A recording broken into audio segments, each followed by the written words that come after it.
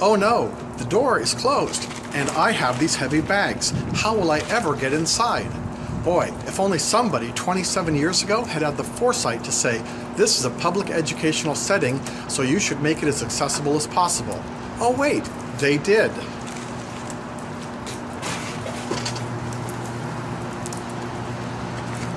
We'll see you inside. All right, so as you may have figured out from our little video intro there, today we're going to talk about accessibility. All right, now this is a huge concept, so we're going to just take a tiny sliver of it today and try and answer two questions for you. Why and how? Why do you have to do it, and how can you get started on it? All right, the first question, why do you have to do it? Well, I've got an answer for you, and you're going to hate it, because you have to. Okay, now whether I'm talking to you about how to teach your course or I'm talking to my daughter about eating her vegetables, nobody likes that answer. And I get it, but the fact is it's still true, okay?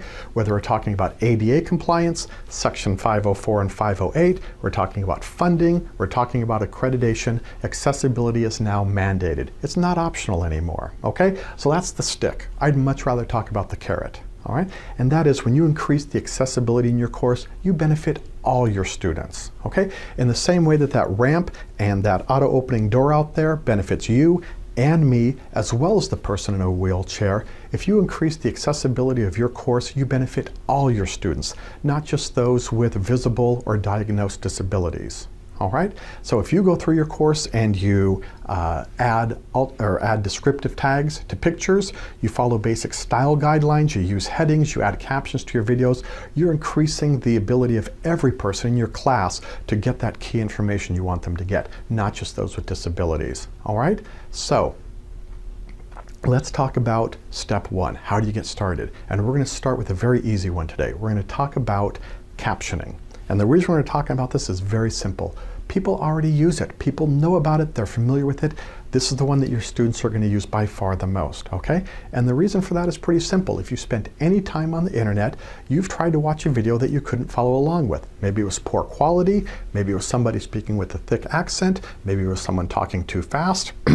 Okay, not that we know anyone who does that. But the fact is, at some point in time, you've probably hit that captioning button so that you could read and follow along with your speaker. You're going to give your students the exact same opportunity to do that on the videos that you give them. Okay?